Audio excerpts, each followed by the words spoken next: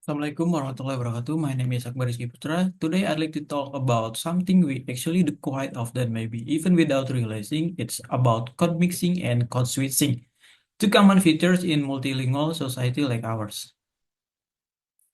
Whenever people speak more than one language, they sometimes blend or shift between them. And rather than seeing this as a language mistake, linguists see it as a rich, meaningful practice that tell us a lot about identity, culture, and context.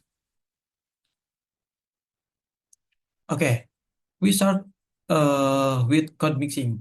Code mixing happens when we insert words or phrase from another language into our main sentence, but we don't fully switch language. The structure of the main language stay intact. A simple example is, I have to finish my tugas before midnight. In the sentence, English is the matrix or main language, but there's one inserted word Indonesian, tugas, meaning assignment. This is very common among bilinguals. It often reflects comfort with both language and also creativity. Now, you might ask, why do people mix language like this? Well, there are a few reasons. Sometimes we don't have the right word in one language or the translation feels awkward. It can uh, it can also show group belonging, like speaking a shared hybrid language with friends. Code mixing makes things sound more relaxed or casual. And of course, pop culture and media influence the way we speak all the time.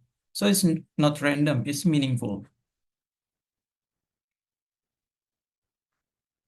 Now, let's look at the code switching. Code switching is more than just inserting a word, it's a more deliberate shift between language. It can happen across or within sentence. For example, I told her couldn't make it, tapi dia tetap maksa. The speaker starts in English but then switches to Indonesian in the text sentence. This kind of switch often happens when the topic changes, when we talk to different people, or when we want to express something more emotionally or personally. There are three main types of code switching. First, intersentential switching, where the switch happens between complete sentence. For example, she is coming later. Aku tunggu aja deh. Nah, and the second, intrasentential switching. The switch happens within the same sentence. For the example, I was so tired waktu sampai rumah. And the last, text switching, inserting small phrase or text. For the example, it's fine kok. Ah, this type gives us clues about what the speaker is trying to express, whether it's about comfort, closeness, and identity.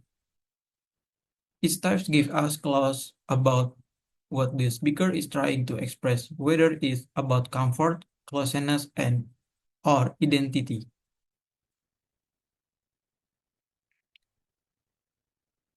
To summarize the difference, code mixing is like seasoning your main sentence with a few words from another language. It's often casual, habitual, or used when there is no exact word in the base language. And for the code switching, on the other hand, is more structural. It involves full shift between language and usually signal deeper shift in the topics, emotion, or audience. So in conclusion, both code mixing and code switching are not sign of confusion, are powerful tools of expression.